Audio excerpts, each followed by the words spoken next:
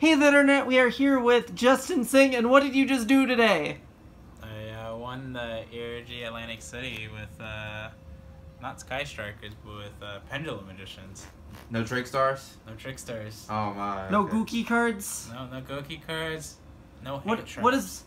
Oh, No hand oh, traps. what's that about? I think I didn't need hand traps, and I was right. What's the famous line?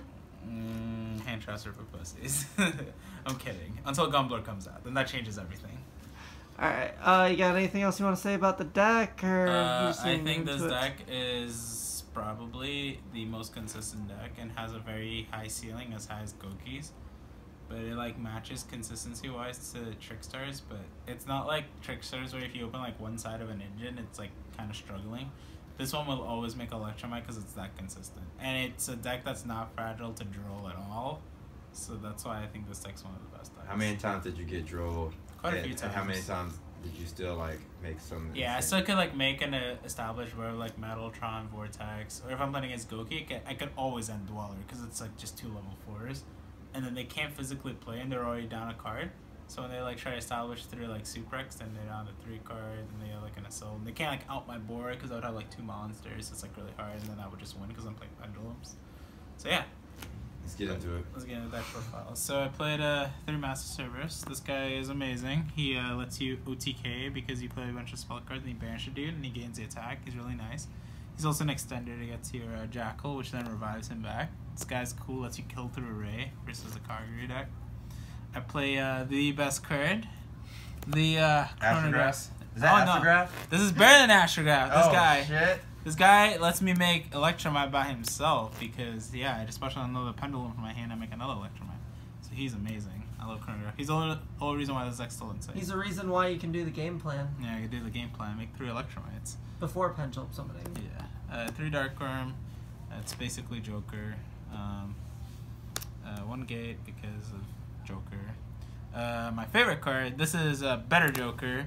And this is a Kepler. He's a +3 by himself. He's basically an insane Joker.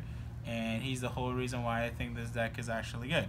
So people like to argue that this deck loses, that the DDD engine loses to Drill, but that is incorrect. Because if they Drill you on this, well, generally if you start this in an extender by itself and they don't have Drill, you can make 2 Electromites and still have like 4 cards in hand. Your 5th card's going to be Chronograph special summoning itself. Because your Kepler is going to add your Contract, which is then going to add your Thomas. And then you have an extender, you make your Electromite. Then this guy adds back your Kepler, and then you pop the Thomas to get back the Chronograph. You drag her from Electromite and special these 2, and you make your 2nd Electromite and pop the gate.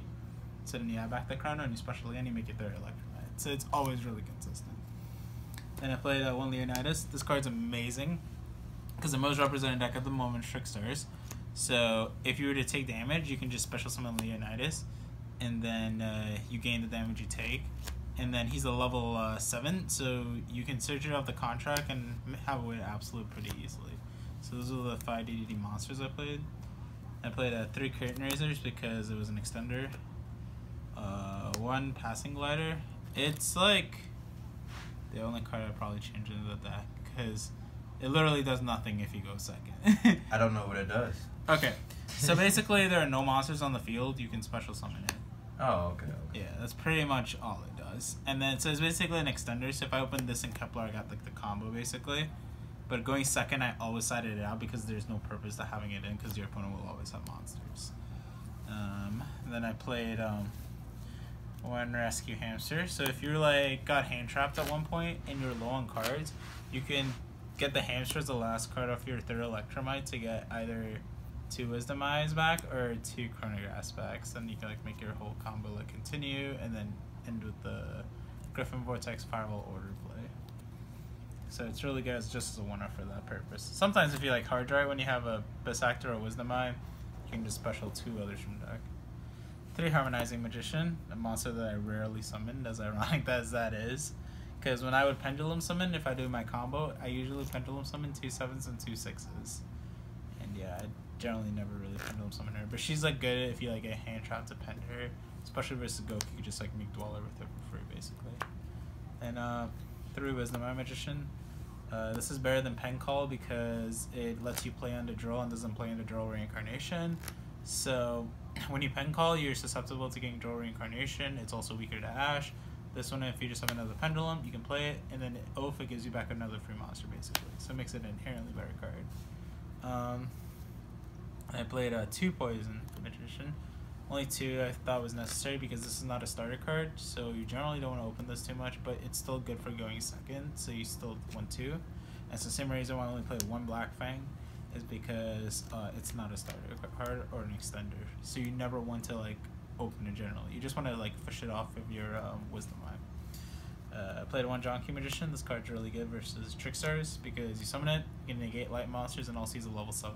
Is it a once per turn negate, or is it just like... I'm pretty sure it's a once per turn negate. So like it negates 1 face-up light monsters effect. So sometimes like if your opponent doesn't know what they're doing, you can, and they try to go for the Firewall FTK, you can just like negate the Firewall because Firewall's a light, or you can just negate the Lily Bell, and then they just feel stupid.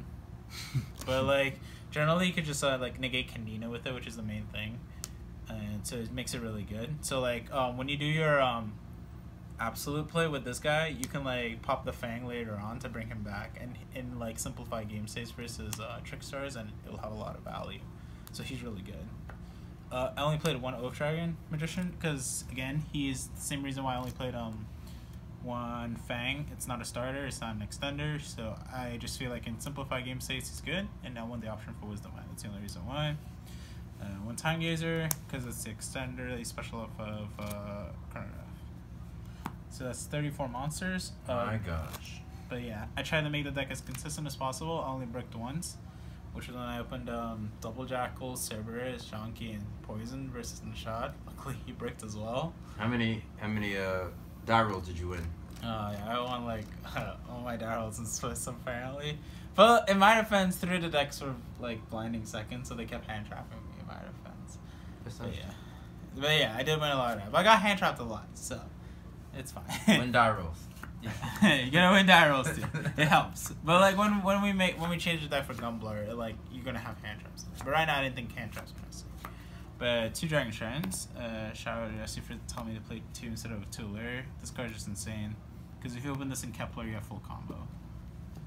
2 Contracts. You have to play 2 because if you open Contract, you go Contract at Kepler at the second contract. And this can fuel your Jackal or your Cerberus, and they're just free cost for Electromite. Then 1 Foolish, for Darkworm, and my Spicy card, and the 1 Order. You get to set that on turn 1? Yeah. Always? Yeah. Oh, man. Always. Broken. We send this with Beatrice, and then we set it off with Griffin. Damn, Beatrice won 2 events? Yeah. It's always amazing because your ending board, I feel like you can go without disruptions. It take like about 5 minutes to do because it's like a pretty like long combo, but it's like really quick because your opponent knows to scoop it. They're playing Trickstars, so you just end with Vortex, Jackal, Firewall, and Order, and they usually just scoop and then just go to game 2. So you never ever go into attack. All right, so that's it for the main deck. For the extra deck, I played 3 of Lavavo Chain Dash Link, Electromite. Yeah, plan. The card is unfair. I think this card should be hit. Don't think this card's healthy. 1 Nightmare Griffin. This card's insane. Lets you set the order from the deck after you send over Beatrice. 1 Borlo for grind games when you want to like take guys. 1 Firewall Dragon to make with a combo with Griffin. So then your board ends with Firewall, Griffin, Vortex. 1 Mellotron, sometimes in simplified game states, if you get either Cherries or Droll, you want to like make your absolute with either one of your Electromites or Underclock, which is the next card actually. Then for the ranks, I play 1 Beatrice for the Order combo. Bombo? Order combo Bombo. 1 Norito, gotta negate them spells and traps. Sometimes your opponent can be bad. When you red reboot them, they think that they're fine. And you like pen 2 6s and they look at you and you're like, okay. And you just make Norito and they're like, alright, I messed up. And then you just kill them because they can't flip Scapegoat. And then he play 1 Absolute, for summoning for the Vortex. 1 Tornado. This card is actually like really underrated. It's good. What did you pop? This is mainly like Anti-Spell and Draco. Like Draco is like one of this deck's hardest matchups, so is Alter Guys. So this card really helps in those like very grind intensive. You summon it all today in the event? Yeah, I did. I summoned it versus actually my one loss throughout the event, which is Draco's. It was game 2. He anti-spelled me, so I had to try and survive through anti-spell. So I foolish sent a Dark Worm that I had set, and then I summoned someone, made a tornado popped, and then we were grinding, but then he had another anti-spell later on the next turn, so I lost. And then at game 3 just cherries me, so I lost. Yeah. I won a Best Dweller. This card literally is why I think this deck's better than Goki. If Goki hand traps you, you just literally make this card and they cannot play at all. They just lose because you're playing Pendulums. On Ignister, shout out to Tireful. He uses ulti. It looks really pretty. I only summoned it once for like style points, but like it never really came up. But it's kind of like nice to have the option, like if you beat a Trigate, then you can like summon Ignister, spin the Trigate and everything. But I don't think it's like that insane. Maybe like Supreme Clearing is better. I just like really fair service a lot. And then the one Vortex for the Absolute. That's it for the extract. Okay. And then for the side deck, I played 3 Denko Sakura. It's insane versus Trickstars and Pure Brandish. You summon this versus them, and you just win. I think it's better than Heat Trinade because it can't chain and don't play Supreme Clearing. 3 Lava Golem and 3 Sphere Mode. This is why I didn't play Hand Traps. Because statistically, these cards are better to draw as your 6th card than Hand Traps are, obviously. So if you draw these as your 6 cards versus Goki, then you can just like break their board. The Goki player can just like take their 5 minutes to make their combo, so there's no interruptions because you got no hand traps and everything's fine. Then I played 3 Red Reboot. This is mainly for Trickstars and like Altergeist and Draco, and it's like really good and underrated. It's your only out to barrier basically. 2 Evenly Matched. I'm cutting this card. And it just, card's trash. I never side in versus Trickstars. It only comes up really versus Draco, but like. And Altergeist, but like those aren't really heavily represented decks, but this card isn't that good. And then the one card that I only sided once and I didn't even make was Gaia Cutwood. All my matches literally I never went into time except top 4, which was ironic because we had more time. Who was it versus? It was versus Jared Zimmerman. We had like a very long, grindy, intensive game, and like this is cards like. It's mainly for only Altergeist, really. So the reason being is that versus Altergeist, game 1 you take a while to play with them because they grind with you because of Multi-Faker and this Sequoias to keep onto your Electromites. Game 2, like you can like it keeps flipping back and forth. And versus Altergeist, what you do is you swap your order out for one of the red reboots. You send this out to Beatrice and set it. So then if they go second, you can red reboot when you go to kill them the next turn, and they can't like Multi-Faker you. So it's like really insane. But game 3, like a cheat. Game 3, when you are getting into a grind game, right? And say like like you're a nice person, you make your turn, you play quickly, and you make the cowboy, right? And there's like 3 minutes left. They're thinking, and they send the Millisecond can attack you. It's not enough to kill you. But there's like a minute left on the clock, and you're playing against all the guys. So they just summon Millisecond and they attack, you lose because they would have been ahead in life. So this is the only reason why I truly sided this card. As I said, I didn't really ever go into time. It was just, it's like more of like a panic button, but like I don't think it's necessary. Like if you play quickly enough. And yeah, that was it for the deck. Shout outs. I like to shout out to my team, Titan Esports, and my wonderful sponsor, MetaMats. Yeah, I love this mat, the Chuck and I mat.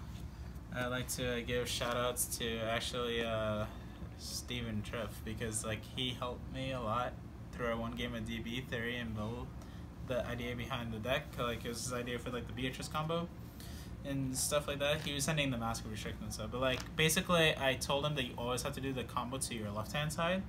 The reason being is that when your firewall's in the middle, that Kagri can only point to the main monster zone 5, so they can never trigger Kagri, and then that way like your board's basically unbreakable. Shout outs to Jesse Cotton because he actually had a lot of influence for the deck building of this deck in general.